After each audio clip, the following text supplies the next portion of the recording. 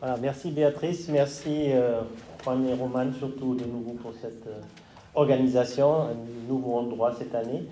Donc je vais vous parler un peu de l'imagerie, mais surtout de l'échocardiographie, parce que comme on a vu, on ne peut pas screener tous ces patients avec toutes les modalités qu'on a à disposition. Donc c'est des pathologies chroniques par la réaction auto-immune, comme on vient de voir. Et dans certaines maladies, on a bien vu, le professeur Gabé l'a montré, la mortalité cardiovasculaire, elle est importante. L'atteinte en fait, cardiaque elle peut être infraclinique souvent, ou à l'origine de symptômes. Mais très souvent, il y a des atteintes infracliniques. Et les manifestations cardiaques sont très variables par cette athérosclérose accélérée jusqu'à un spectre de cardiomyopathie en fait, inflammatoire de type myocardite. L'aspect échocardiographique, c'est ça, souvent on voit peut-être des choses en rapport avec ces maladies, et souvent non spécifiques, mais ça peut nous orienter le diagnostic. Et ici, on voit comme on avait vu, cette mortalité augmentée des maladies rhumatismales inflammatoires 2 à 4 fois, un peu comparé comme le diabète, on vient de voir en fait. Donc, de cette étude, ici, cohorte des UK de 22 000 sujets, dont je crois 500 000 à peu près de patients avec maladies inflammatoires.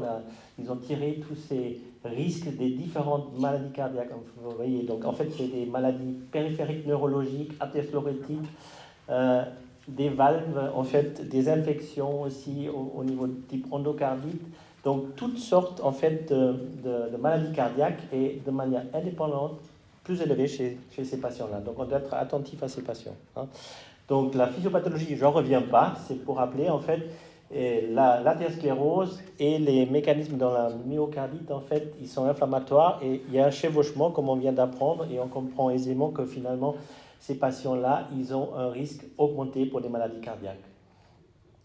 Donc, ça dépend un petit peu ici.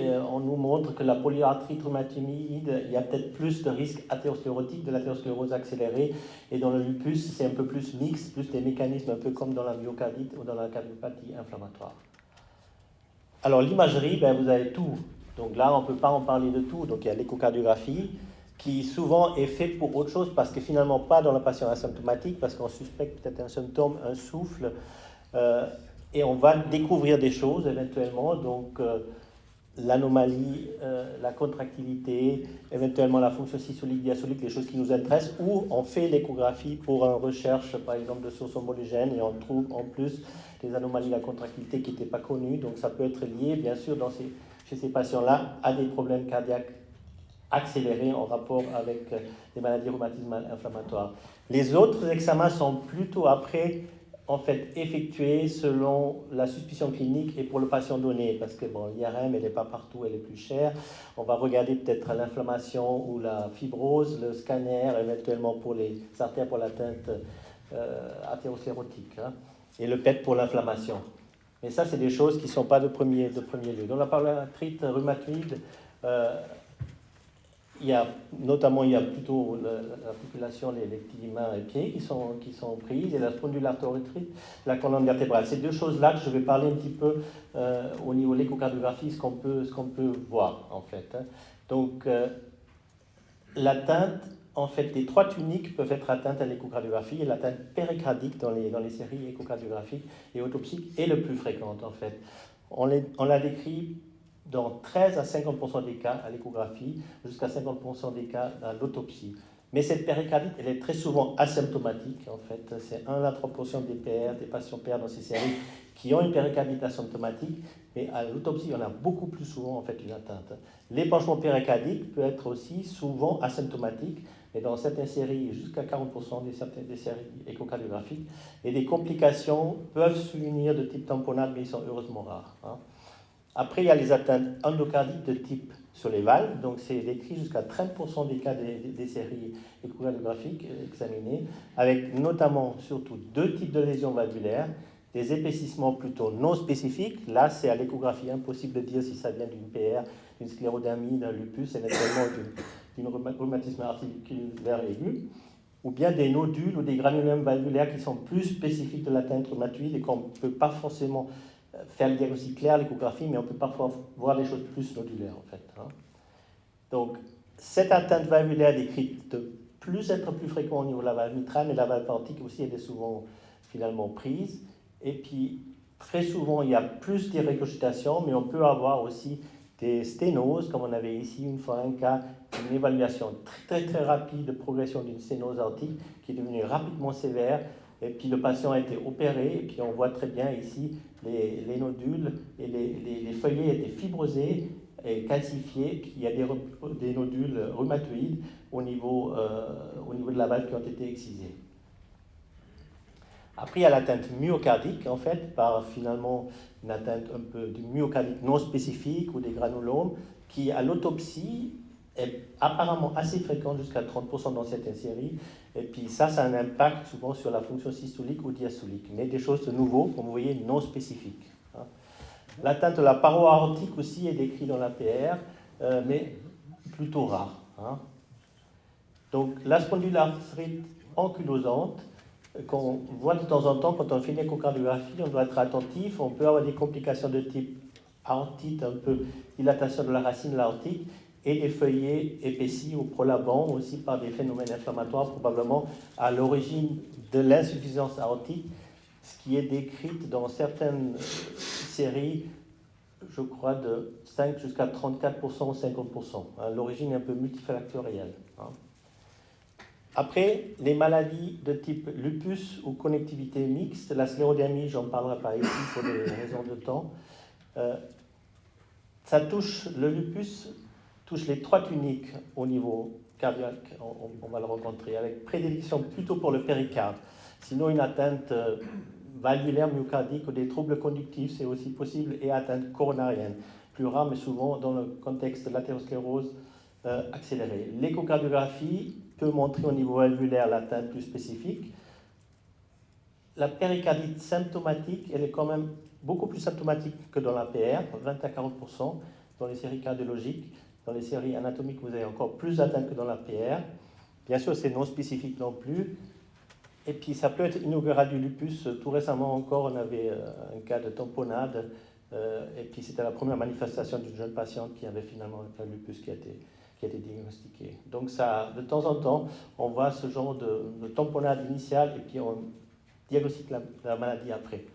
Donc, ça, c'est beaucoup plus fréquent que dans l'APR, des atteintes péricardiques. Donc, on a sinon des complications, voilà, la tamponnade, j'ai dit. Et puis l'atteinte myocardique, c'est aussi relativement fréquente dans le lupus, 30 à 70%, de façon asymptomatique à l'autopsie, et plus rare, mais quand même avec des signes cliniques dans les séries cliniques, souvent par une myocardite avec l'insuffisance cardiaque, et ça peut être une myocardite grave. Et ça, forcément, l'échographie, vous allez voir juste la dysfonction ventriculaire, soit systolique ou diastolique. Donc, elle est segmentée au global, ça dépend. On peut avoir des infarctus, justement, c'est pour ça que c'est inhomogène, ou ça peut être global par des myocardites plus diffuses. Après, il y a la maladie coronarienne qui est accélérée, notamment aussi dans le lupus. On a pas mal de patients aussi dans le service, une athérosclérose assez accélérée avec des infarctus, soit par le phénomène le plus fréquent, probablement l'athérosclérose accélérée, ou des phénomènes non athérosclérotiques comme des embolisations, des végétations Lipman-Sachs que je montrerai, ou des thromboses éventuellement localement in situ. Au niveau valvulaire dans le lupus, il y a notamment deux atteintes un peu typiques valvulaires, soit ce que vous avez probablement entendu parler dans cette fameuse endocardite verruqueuse de Lipman-Sachs non infectieuse, ou bien des épaississements diffus des feuillets valvulaires de nouveau non spécifiques qu'on voit aussi dans la sclérodermie, qu'on peut voir dans l'APR. Donc c'est des végétations plutôt de petite taille qui sont peu mobiles, avec des dépôts de fibrines et des plaquettes. Et puis s'ils sont très inflammatoires avec des cellules inflammatoires, ils peuvent aussi être moins inflammatoires.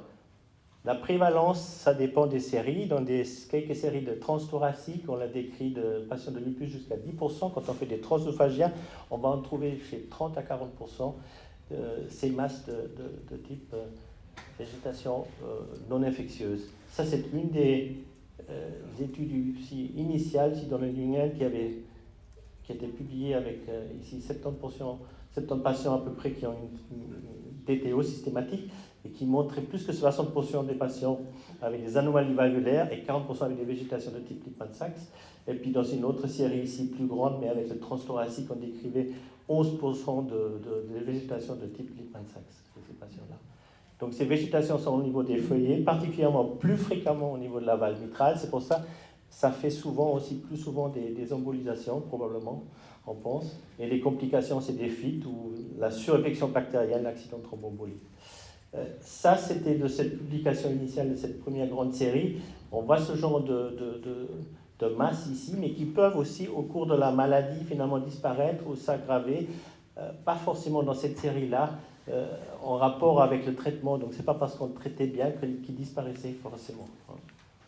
Voilà. Au niveau de l'autopsie, ça se présente comme ça, ici, quand on regarde les textbooks.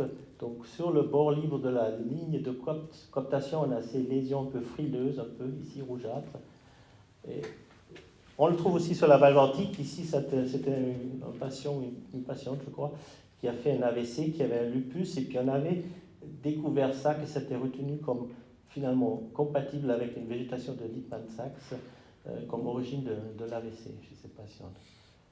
Sinon, il y a l'épaississement plutôt diffus chez ces patients lupus qui est non spécifique, comme j'ai dit, qui est difficile à différencier d'autres causes, comme d'autres maladies inflammatoires, souvent à l'origine d'une régurgitation aortique, en fait. Là s'inscrit aussi le syndrome des anticorps antiphospholipides, où vous avez aussi une atteinte cardiaque fréquente, finalement, parce que l'épaississement des feuillets et les végétations ressemblent beaucoup aux végétations de Lippmann-Sachs, qui sont probablement de la même consistance. Donc, c'est pas rare du tout, c'est assez fréquent. Ici, vous voyez dans des patients avec syndrome des anticorps antiphospholipides primaires, c'est très fréquemment décrit.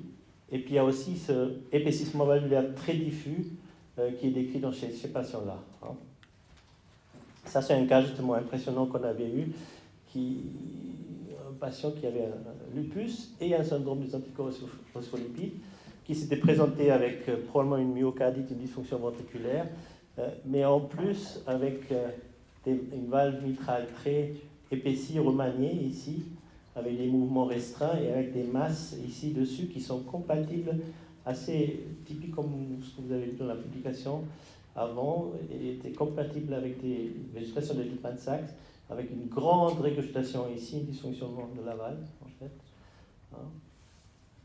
On voit encore une fois ici la masse sur le feuillet postérieur. Ça peut emboliser et puis ça fait aussi qu'elle ne se ferme pas bien, cette valve.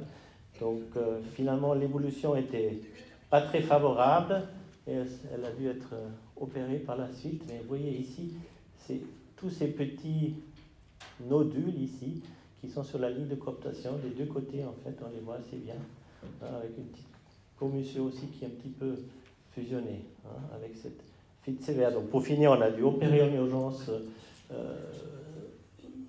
cette patiente. On voit encore une fois, ça persistait ici sous traitement. Et puis il a dû remplacer, il n'a pas pu la réparer bien sûr la valve. Vous voyez ces lésions là un petit peu, comme dans le textbook qu'on a vu tout à l'heure, c'est sur la ligne de coaptation, ces lésions ici très fragiles en fait. Et ça c'était l'histologie, encore une fois vous voyez ça agrandi. Et puis il y avait la fibrine et des plaquettes, et c'était consistant avec des végétations de Lippmann-Sachs ou de végétation non bactérienne dans le contexte du syndrome des anticorps antiphospholipides. Et la biopsie myocardique qui était faite avant aussi montrait la thrombose microvasculaire et la fibrose. Donc ça, c'était le diagnostic final de ce cas-là. Dans la littérature, ça existe aussi. Hein. On avait cherché à l'époque quand il y avait ce cas-là exactement un peu cet aspect qu'on avait ici, ces choses nodulaires ici décrites. Hein, dans le... Et puis le syndrome, cette patiente avait ce tableau de syndrome des anticorps antiphospholipides catastrophique avec atteinte multi-organes, probablement sur une maladie microthrombotique occlusive. En fait, hein. Ça, on trouve dans la littérature nouveau ici un cas exactement pareil, avec ces lésions sur la valve mitrale, mais aussi sur la valve aortique, et puis dans un contexte aussi ici uniquement de anticorps antiphospholipides. Et puis encore un autre cas. Donc c'est pas très souvent décrit dans la littérature, ces cas catastrophiques, mais il y en a 2 ou 3 qu'on a trouvés. Sinon, il y a encore quelque chose qu'on voit plutôt rarement, mais là on a un cas, c'est pour ça que je le montre, une patiente avec une connectivité mixte, et là c'est décrit qu'on peut aussi être atteinte le péricarde, le myocarde, l'endocarde, les valves, Et puis, ce patient-là, en fait, de 60 ans, avait depuis 27 ans lupus, une sclérose systémique, un phénomène de Raynaud, donc il a été étiqueté connectivité mixte, avec une atteinte ventriculaire aussi, avec une fraction d'éjection diminuée, investiguée et étiqueté cardiopathie dilatée d'origine indéterminée. Il n'avait pas de maladie coronarienne à la coronarographie. L'IRM était normal, il n'y avait pas d'infiltration. Et puis il avait un sens mitral, vous voyez ici, qu'on appelle sévère fonctionnel, parce que les foyers ne sont pas très épaissis, mais ils sont restreints, et c'est pour ça la valve fuit, et on appelle ça une récupération mitrale fonctionnelle sur restriction. Et dans la HeartTeam, à cause des multiples comorbidités, et un patient très malnutri, les chirurgiens ne voulaient pas trop l'opérer en première intention. Il faut dire aussi que les réparations valvulaires chez ce genre de patients, ce n'est pas des bons résultats. Et on a opté donc pour un clip, pour quelque chose de percutané. Et ce qui s'est passé, avec un bon résultat au début, je vous montrais ici ce qui s'est passé à 2 ans. Donc on voit finalement que les deux clips, là, ici on a clippé ensemble des feuillets mitrales pour avoir moins de régurgitation. Et bien, à côté, il n'y a plus beaucoup de mouvement, donc il y a une sténose, l'inflammation a dû continuer, la fibrose qui s'est formée, et puis maintenant il a une sténose sévère, en fait, une sténose modérée, une régurgitation résiduelle qui a récidivé sévère, donc il a dû être opéré. Et là, à l'histologie, nous avons trouvé aussi des signes d'inflammation, surtout dégénération de l'ouïe et fibrose de la valve. Donc, il y a un autre cas comme ça qu'on avait trouvé dans la littérature, exactement un peu de la même manière, que finalement une évolution après clip de l'inflammation qui a continué, qui a créé finalement que le outcome n'était pas bon. Donc, chez ces patients-là, peut-être qu'il faut remplacer d'emblée la valve. Donc, pour conclure, les manifestations cardiaques, on peut voir à l'imagerie, sont variables. Ça va de l'athérosclérose accélérée à l'atteinte valvulaire et la cardiopathie inflammatoire. Donc, finalement, peu spécifique aussi. Donc, ça ne nous met pas toujours juste l'aspect d'imagerie, sauf peut-être dans les végétation de type Lipman-Sachs ou dans le syndrome des anticorps antiphospholipides, ça c'est assez typique. Chez les patients symptomatiques, ben voilà, on va faire une recherche à ce moment-là avec l'imagerie, et l'échocardiographie reste l'imagerie cardiaque initiale de premier choix, où on va, en fonction de ce qu'on voit, guider les autres investigations. Ce qu'on voit, comme j'ai dit, c'est souvent inspécifique, et selon la présentation clinique, on fait les autres investigations. Un dépistage chez les patients asymptomatiques est évalué éventuellement individuellement, mais pas de principe, comme on avait discuté aussi tout à l'heure. Voilà, merci beaucoup pour votre attention. Et je vous mets aussi la date de la journée roman d'échocardiographie, l'imagerie cardiaque cette année, qui sera en septembre. Merci Ayoub, tu nous as présenté un spectre très large et intéressant. Tu nous as parlé du dépistage, c'était bien sûr la question, hein. Est-ce qu'on propose un dépistage notamment dans les lupus ou pas? Ces patients que tu nous as montrés par rapport aux endocardites qu'ils ont présentés avec des embolisations, est-ce qu'ils ont, à ta connaissance, été traités par une anticoagulation, une anti-agrégation, pour les cas qu'ils ne devaient pas être opérés, bien sûr? Alors, une patiente là qui avait l'AVC, elle n'avait pas de traitement anti-agrégant auparavant, celle qui avait la végétation sur la valve ventrique qui a été trouvée dans le valve flow, donc il n'y avait pas d'anti-agrégant. Et puis les autres patients auparavant non plus, en fait. Donc ils se sont présentés avec ces cas. Alors ils ont évolué sur bon, le patient avec le syndrome des antiphospholipides, la catastrophique, il a été suivi depuis des années, en fait. Et puis il avait une dysfonction ventriculaire, puis là il a développé une insuffisance mitrale qui semblait fonctionnelle. Rétrospectivement, probablement, ce cas-là peut-être avait aussi, là on n'avait pas de biopsie dans le cas avec non, c'était avec la connectivité mixte, on n'avait pas de biopsie. Donc lui, il avait peut-être aussi une atteinte du myocardique, en fait. Mais les végétations, sinon, ces patients-là, ils n'étaient pas traités auparavant avec des anticoagulants, le cas que j'avais montré. Et ensuite, ils ont été anticoagulés, pas anti-agrégés. Oui, je crois. Après, ils ont été anti-agrégés. Mais il y avait aussi le traitement immunologique qui était fait. Il y a la plasmaphéreuse, donc c'était un patient qui était longtemps au soin intensif et tout ça. Et des questions? Là, dans le fond, les résultats, en tout cas pour tout ce qui est sérosite, péricardite, etc., c'est des sériostopsies qui datent de dizaine d'années. Ma question, c'est, dans le fond, actuellement, est-ce que parmi les patients qui arrivent avec un rhumatisme inflammatoire, qui ont aussi la nécessité de faire une échocardiographie, est-ce que vous voyez beaucoup de ces épanchements péricardiques, même asymptomatiques, ou bien c'est quelque chose qui est en fait historique parce que maintenant les gens sont bien traités? Alors, c'est vrai que je n'ai pas trouvé des séries tout récentes en fait. J'en vois, mais bon, on est un peu biaisé parce que bon, on nous envoie des patients pour suspicion de péricardite et puis là, on trouve des petites lames d'épanchement. Alors, c'est vrai que je n'ai pas de recul pour dire maintenant des patients qui sont asymptomatiques, une grande série d'asymptomatiques. On a fait des échographies un peu systématiques. Nous, on n'en fait pas pour ça, c'est sûr, en absence de symptômes. Alors, j'en ai justement, récemment, j'en ai eu 1 ou 2 cas comme ça, de gros épanchements où le lupus a été diagnostiqué comme ça, mais là, c'était évidemment. Mais bon, il y en a beaucoup plus de patients qui ont ces problèmes-là. Alors peut-être, effectivement, on en voit maintenant.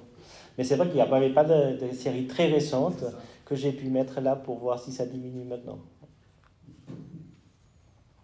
Encore une dernière question. Est-ce que les patients qui ont des antiphospholipide positives doivent être aussi suivis par les services d'hémostase? Je pense qu'on aura Pierre Fontana qui va nous parler à la fin de tout ça, en fait. La réponse est oui. La réponse est oui. Ceci d'autant plus s'ils ont des événements symptomatiques. On trouve la présence d'anticorps, anticardiolipine ou anti-glycoprotéine 1, etc. Mais la question c'est, est-ce qu'il y a eu un événement, soit un événement obstétrical, soit thrombose, etc. Mais en règle générale, dès qu'il y a